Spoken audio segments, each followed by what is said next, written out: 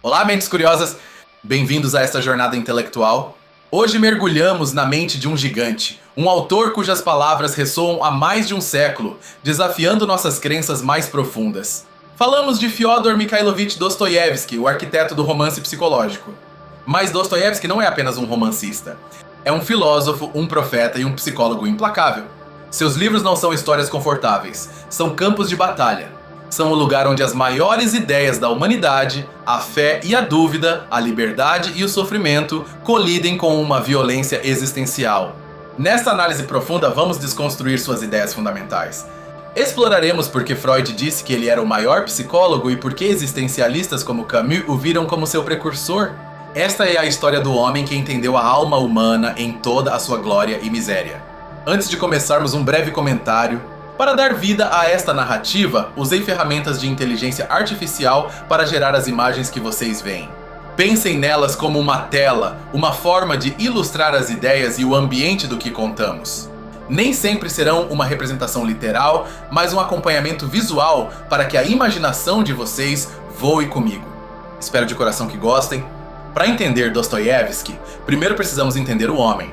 Ele nasceu em Moscou em 1821. Em um mundo de profundos contrastes sociais e agitação política na Rússia czarista.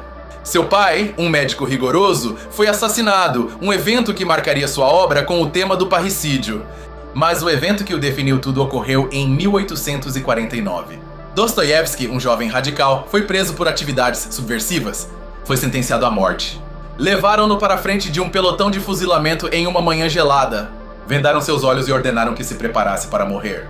No último segundo, um mensageiro do czar chegou com um indulto. A sentença foi comutada por trabalhos forçados na Sibéria. Esta execução simulada foi uma tortura psicológica deliberada. Dostoiévski sentiu à beira do nada e esse momento o mudou para sempre. A vida se tornou um presente milagroso e incompreensível. Passou anos em um campo de prisioneiros na Sibéria, uma experiência que relatou em Recordações da Casa dos Mortos. Lá, entre os criminosos mais endurecidos, não encontrou vilões de caricatura, mas sim uma humanidade complexa, quebrada e desesperada. Viu o mal de perto, mas também atos inesperados de bondade? O único livro permitido na prisão era o Novo Testamento. Ele o leu obsessivamente. A Sibéria destruiu seu socialismo utópico juvenil e forjou suas convicções maduras. Entendeu que o problema não era o sistema político, mas o coração humano. O verdadeiro campo de batalha, como ele escreveria, está na alma do homem. Esta experiência é a chave. Suas grandes novelas, Crime e Castigo, O Idiota, Os Demônios e Os Irmãos Karamazov, são sua tentativa de processar esta colisão. São romances escritos da beira do abismo por um homem que havia morrido e voltado à vida. E a primeira grande pergunta que ele faz é sobre a moral. É aqui que entra Raskolnikov, o protagonista de Crime e Castigo. Ele é um estudante pobre em São Petersburgo, mas está infectado por uma ideia. Uma ideia perigosa. Ele teoriza que a humanidade se divide em dois tipos de pessoas: as pessoas comuns, que devem obedecer à lei, e as pessoas extraordinárias. Esses homens extraordinários, como Napoleão, têm o direito, segundo Raskolnikov, de transgredir. Têm direito a derramar sangue para alcançar um bem maior. Ele se pergunta: será que sou um piolho, como todos os outros, ou sou um Napoleão? Para provar isso, decide assassinar uma velha agiota. O que se segue não é um romance policial. Sabemos quem é o assassino desde o início. O livro é um romance psicológico. É a descida à mente de Raskolnikov. Dostoiévski nos mostra que o verdadeiro castigo não é a prisão siberiana, mas a tortura mental de ter cometido o ato. Raskolnikov não sente remorso pela velha, ele sente terror pelo seu próprio fracasso. Ele descobre que não é o Napoleão, que não consegue suportar o peso de sua própria teoria. Seu crime não o liberta, o isola. Ele o corta da humanidade. É um estudo brilhante sobre a alienação e a culpa. Mas a psicologia é apenas uma camada. O romance é profundamente filosófico. Raskolnikov representa o niilismo e o utilitarismo radical, a ideia de que a moral é relativa e o fim justifica os meios. Dostoiévski está atacando diretamente as ideias que chegavam do Ocidente e que, segundo ele, estavam envenenando a juventude russa. Sua cura para esta doença intelectual não é um argumento lógico, é uma pessoa, Sonia Marmeladova, uma jovem forçada à prostituição para alimentar sua família. Ela é a encarnação da fé e do sofrimento inocente. É a antítese da teoria de Raskolnikov. É Sonia quem lê para Raskolnikov a história bíblica da ressurreição de Lázaro. Ela não lhe oferece um debate filosófico, oferece-lhe o amor sacrificial, o ágape e um caminho de redenção. O caminho de Dostoiévski não é através da razão, mas através do sofrimento e da fé. A conclusão é que Raskolnikov só encontra a paz quando confessa, aceita seu castigo e se ajoelha, não diante da lei, mas diante da humanidade que feriu. Crime e Castigo é a primeira grande declaração de Dostoiévski. O homem não pode viver apenas pela razão. Ele precisa de algo maior. Se Crime e Castigo foi seu ataque ao niilismo, sua próxima grande obra, O Idiota, foi um experimento diferente. Dostoiévski se perguntou: o que aconteceria se um homem verdadeiramente bom, um homem perfeitamente cristão, uma figura parecida com Cristo, entrasse na sociedade moderna? Esse homem é o príncipe Mishkin. Ele retorna à Rússia depois de um tratamento para a epilepsia, uma doença que o próprio Dostoiévski sofria. Mishkin é radicalmente honesto, compassivo e não julga ninguém. Vê o bem em todos. É, em uma palavra, um idiota para a sociedade cínica e materialista de São Petersburgo. Mas o experimento de Dostoiévski tem um final trágico. A bondade de Mishkin não redime o mundo. Pelo contrário, o mundo o destrói. Sua compaixão se vê envolvida em paixões destrutivas, ciúmes e assassinatos. As pessoas ao seu redor não conseguem lidar com sua pureza, a veem como fraqueza ou estupidez. O romance termina com o Mishkin retornando a um estado de loucura, embalando a mulher que amava depois que ela foi assassinada. É uma das conclusões mais sombrias da literatura. A mensagem parece ser que um Cristo na Terra moderna não seria crucificado, simplesmente seria estraçalhado por nossa psicologia quebrada. Dostoiévski nos deixa com uma pergunta inquietante. A fé cristã em sua forma mais pura é incompatível com o mundo que construímos?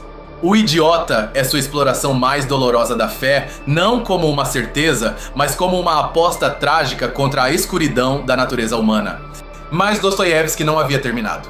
Sua insatisfação com o fracasso de Mishkin o levou a escrever sua obra-prima, a síntese de todas as suas ideias, Os Irmãos Karamazov. Este não é apenas um romance, é um universo. É o campo de batalha final para a fé e a dúvida. O romance gira em torno de 3 irmãos e um quarto, ilegítimo, Smerdyakov. Cada irmão representa uma faceta da humanidade. Dmitri, o mais velho, é o corpo, a paixão sensual, o caos. É impulsivo, violento, mas com um coração capaz de honra. Ivan, o segundo irmão, é a mente. É o intelectual, o racionalista, o ateu. É o personagem mais articulado e perigoso de Dostoiévski. É o herdeiro de Raskolnikov, mas infinitamente mais sofisticado. Sua lógica é impecável e sua dúvida é profunda. Alyosha, o mais jovem, é o espírito. É o noviço no mosteiro, o seguidor do ancião Zosima. É a resposta de Dostoiévski a Ivan. Não é um idiota como Mishkin, é um homem de fé ativa. Sua fé não está nos milagres, mas no amor à vida e ao próximo. E então está Smerdyakov, o servo cínico e ressentido que escuta as teorias de Ivan e decide colocá-las em prática. E claro, está o pai Fyodor Karamazov, um homem depravado, bufão e egoísta. Seu assassinato é o evento que desencadeia a trama. O coração do romance, e talvez de toda a filosofia ocidental, encontra-se em um capítulo chamado Rebelião. Aqui Ivan apresenta a Alyosha seu caso contra Deus. É um argumento devastador.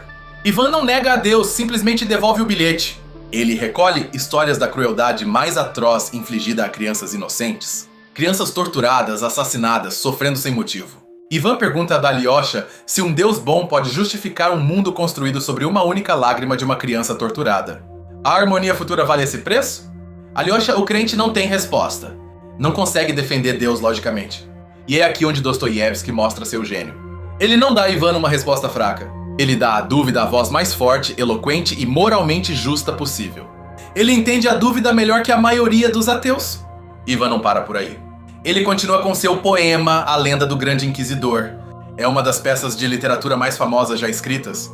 Em sua história, Jesus retorna à Terra durante a Inquisição Espanhola. Realiza milagres, as pessoas o reconhecem e o amam. Mas o ancião Grande Inquisidor, um cardeal, o prende. Ele o visita em sua cela naquela noite. E aqui, o inquisidor, que representa a igreja, diz a Jesus que não tem direito de retornar. Ele diz: nós te superamos. Corrigimos tua obra.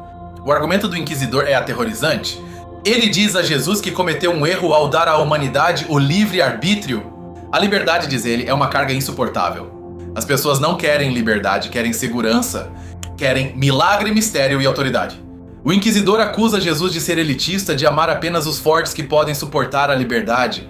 Nós, diz a igreja, amamos os fracos. Tiramos a liberdade deles e lhes damos felicidade. Deixamos que pequem e assumimos os seus pecados. e eles nos louvarão como seus salvadores?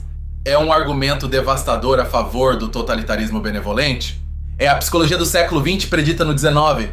O inquisidor é o protótipo do ditador que diz: sofro para que sejas feliz. Apenas obedeça. E durante todo o monólogo, Jesus permanece em silêncio. Quando o inquisidor termina, Jesus não responde com um argumento. Não consegue. A lógica de Ivan e do inquisidor é hermética. Em vez disso, Jesus se aproxima do ancião e lhe dá um beijo em seus lábios exangues. O beijo é a resposta. É a resposta do amor irracional contra a lógica utilitária. O inquisidor, tremendo, o deixa ir, mas lhe diz para nunca mais voltar. Ivan apresentou o desafio supremo. A dúvida falou. Então qual é a resposta de Dostoiévski? O resto do romance é a resposta. Não é um argumento, é uma vida. A vida de Alyosha. Enquanto a lógica de Ivan o leva à loucura, literalmente, ele colapsa em uma febre cerebral, a fé de Alyosha o leva ao mundo. Seu mentor Zosima lhe ordena deixar o mosteiro e servir o mundo. A fé de Dostoiévski não é uma fuga, é um compromisso. A resposta ao sofrimento das crianças não é uma teoria. A resposta é secar a lágrima de uma criança. É o amor ativo. Zosima ensina que o inferno não é um lugar de fogo, é a incapacidade de amar. É o isolamento que Raskolnikov sentiu e que consome Ivan. Mas não podemos deixar Dostoiévski sem falar de sua obra mais estranha e talvez mais moderna, Memórias do Subsolo. Publicada em 1864, é considerada por muitos como o primeiro romance existencialista.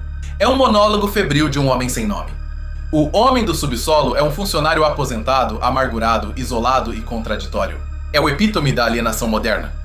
Ele odeia a sociedade, mas anseia por sua aprovação. É cruel, patético e o mais aterrorizante, é dolorosamente consciente de si mesmo. É a psicologia do ressentimento. A primeira parte do livro é uma diatribe filosófica. O homem do subsolo ataca a ideia do interesse bem compreendido. Ataca a crença de que se as pessoas soubessem o que é bom para elas, agiriam racionalmente. Ele ri dessa ideia. Ele diz que o homem às vezes deseja o sofrimento. Sua famosa declaração é que ele prefere a vontade sobre a razão. Ele diz que, se a ciência provasse que tudo é lógico e previsível, o homem, por pura teimosia, por pura vontade, enlouqueceria de propósito, apenas para provar que não é uma tecla de piano. Ele defende o direito de ser irracional. Ele diz que o homem sempre preferirá fazer algo estúpido só porque é sua escolha. Proclama que 2 mais 2 são 4, é o princípio da morte, mas que 2 mais 2 são 5 pode ser às vezes algo muito encantador. Este é o núcleo do existencialismo de Dostoiévski. A liberdade humana é o valor supremo. É uma liberdade terrível, perigosa, muitas vezes autodestrutiva, mas é o que nos faz humanos. O homem do subsolo prefere sofrer livremente do que ser feliz em uma jaula lógica. Dostoiévski nos está mostrando a psicologia do homem moderno, dilacerado entre a razão que lhe diz que é um produto da natureza e o desejo inato de ser livre e ter um significado. O homem do subsolo é o paciente zero da neurose moderna. Então, como unimos essas ideias? Temos a psicologia da culpa em Raskolnikov, a tragédia da bondade pura em Mishkin, a rebelião da vontade no homem do subsolo e o duelo final entre a fé e a dúvida nos Karamazov. O fio condutor é sempre o mesmo. A liberdade humana e suas consequências. Dostoiévski é o grande defensor do livre-arbítrio, mas ele entende que a liberdade, sem uma âncora moral, sem um amor superior, leva ao suicídio, seja físico, lógico ou espiritual. Para Dostoiévski, a pergunta "Deus existe?" não é um debate teológico abstrato. É a pergunta mais prática de todas. Porque, como diz Ivan Karamazov, se Deus não existe, tudo é permitido. Esta é a frase que define sua obra. Se não há Deus, não há imortalidade da alma. E se não há imortalidade, não há uma base absoluta para a moral. O amor ao próximo se converte em uma convenção social, uma fraqueza ou, como pensava Raskolnikov, um obstáculo para os grandes homens. A psicologia humana sem Deus colapsa no egoísmo. Dostoiévski não teme a dúvida. Na verdade, ele a abraça. Ele disse uma vez que sua fé não vinha da ignorância, mas que havia sido forjada no crisol da dúvida. Ele deu à dúvida seus melhores argumentos, seus personagens mais brilhantes como Ivan, precisamente porque ele mesmo lutou com elas. Mas ao final ele aposta na fé. Não uma fé cega, mas uma fé existencial. Uma fé que é escolhida apesar do sofrimento, apesar da aparente falta de lógica. É a fé de Alyosha, que depois da morte de seu mentor Zosima, não se rebela, mas beija a terra, abraçando a vida com toda a sua dor. Esta é a psicologia profunda de Dostoiévski. Ele nos ensina que o ser humano não pode viver só de pão, não pode viver só de lógica. Precisamos de significado, precisamos de beleza. Precisamos de amor. E estamos dispostos a nos destruir e destruir o mundo para consegui-lo. O crítico literário Mikhail Bakhtin cunhou um termo para descrever o gênio único de Dostoiévski, a polifonia. Ele disse que, diferentemente de outros autores, Dostoiévski não cria marionetes para suas ideias. Ele cria consciências vivas, independentes. Em um romance de Dostoiévski, a voz do ateu Ivan é tão forte, tão convincente, como a voz do crente Zosima. Não há uma única voz do autor que nos diga o que pensar. Ele apresenta a batalha de ideias em toda a sua fúria e nos deixa a nós, os leitores, no meio do campo de batalha. Por isso suas novelas parecem tão vivas e tão perigosas. Ler Dostoiévski não é um passatempo, é um desafio.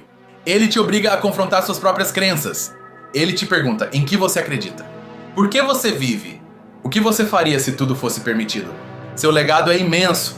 Friedrich Nietzsche disse que Dostoiévski foi o único psicólogo com quem teve algo a aprender. Sigmund Freud baseou partes de sua teoria do id e do superego no conflito interno dos personagens de Dostoiévski, especialmente no parricídio dos Karamazov. Os existencialistas do século XX, como Albert Camus e Jean-Paul Sartre, o viram como o pai de seu movimento. Camus baseou grande parte de sua filosofia do absurdo na rebelião de Ivan Karamazov. Sartre viu no homem do subsolo a prova de que a existência precede a essência.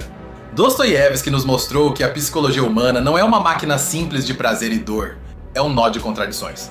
Amamos nosso sofrimento tanto quanto nossa felicidade. Desejamos a liberdade, mas tememos suas consequências. Ansiamos pela fé, mas somos atormentados pela dúvida. Hoje, em nosso mundo de certezas científicas e algoritmos, sua voz é mais necessária do que nunca. Ele nos advertiu contra a utopia do Palácio de Cristal. Nos advertiu que reduzir o ser humano a um conjunto de dados, a um interesse bem compreendido, é convidar o homem do subterrâneo a se rebelar. Ele nos advertiu sobre os grandes inquisidores que viriam oferecendo segurança em troca de nossa liberdade. Seja na forma de ideologias totalitárias que ele profetizou em Os Demônios, ou em formas mais sutis de controle, ele viu o século XX antes que acontecesse. A psicologia de Dostoiévski é, em última instância, uma psicologia da liberdade. Uma liberdade que nos dá a capacidade de escolher o bem, mas também a terrível capacidade de escolher o mal. Sem essa escolha, diz ele, não somos humanos. O bem escolhido livremente é o único bem que importa.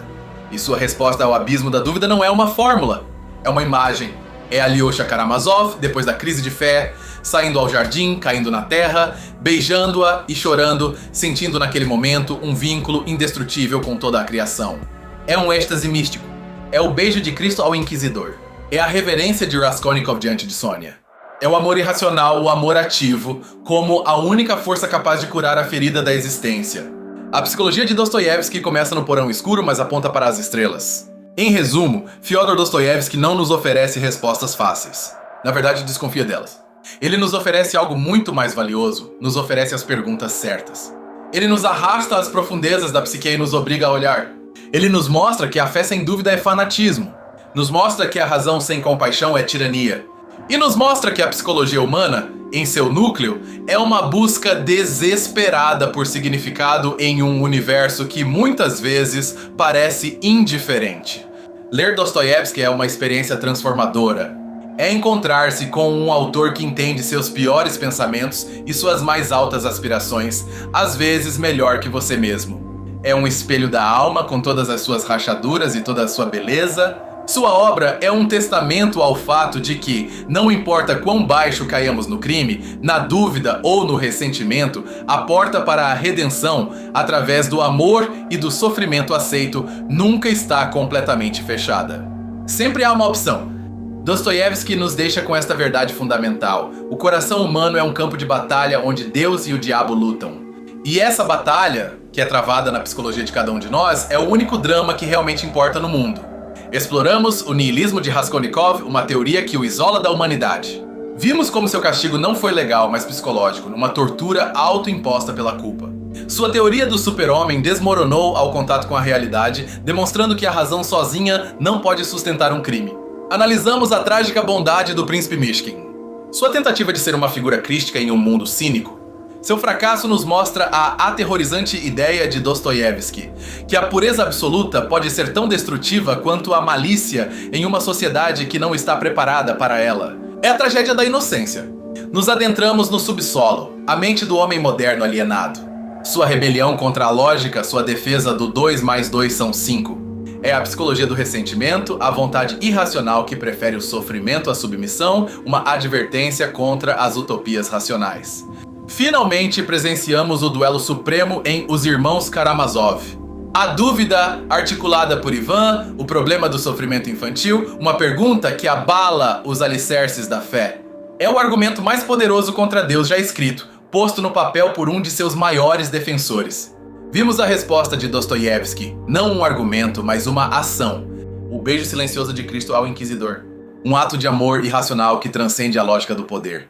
A liberdade, para Dostoiévski, não se valida com a lógica, mas com o amor. E a vida de Alyosha, o amor ativo ensinado por Zosima. A fé não é acreditar em milagres, é agir no mundo. É secar a lágrima da criança que Ivan usou em seu argumento. É a resposta prática ao sofrimento existencial. É o compromisso com a vida, aqui e agora.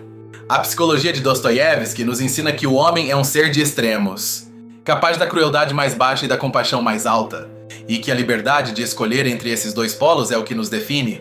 Tirar essa liberdade, mesmo em nome da felicidade, é nos desumanizar. Suas novelas são polifônicas, um coro de vozes em conflito, não nos dá um sermão, nos apresenta um drama. Um drama onde cada ideia luta por sua vida. Nos obriga a ouvir a todos, ao santo e ao cínico, e então nos obriga a escolher nosso próprio caminho. Seu legado é, portanto, uma pergunta perpétua.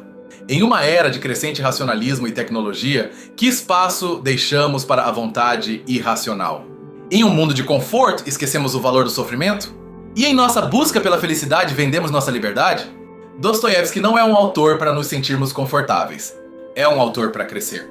Ele nos desafia a viver mais profundamente, a duvidar mais honestamente e a amar mais ativamente. Nos deixa com a ideia de que, ao final, a vida, apesar de sua dor, é um presente milagroso que deve ser beijado como Alyosha beijou a terra. Assim, as ideias de Fyodor Dostoiévski sobre a fé, a dúvida e a psicologia não são relíquias do século XIX, são um mapa de nossa própria paisagem interior. São as perguntas que fazemos a nós mesmos nas horas mais escuras da noite. E sua obra é uma companheira essencial nessa busca. Sua conclusão é que a fé não é a ausência da dúvida, mas a vontade de viver e amar apesar dela. A psicologia humana não é algo que deva ser curado ou resolvido, mas um mistério que deve ser vivido. E essa talvez é sua lição mais profunda e duradoura. Obrigado por me acompanhar nesta análise tão profunda e complexa. Explorar Dostoiévski é explorar as perguntas mais difíceis da existência humana, e fazê-lo com vocês é um verdadeiro privilégio. Espero que tenham encontrado tanto valor nesta jornada quanto eu. Se essas ideias te impactaram e quer continuar explorando a filosofia e a literatura, inscreva-se no canal e ative as notificações. O conhecimento é uma jornada, não um destino, e adoraria que continuássemos viajando juntos. Deixem seus pensamentos nos comentários.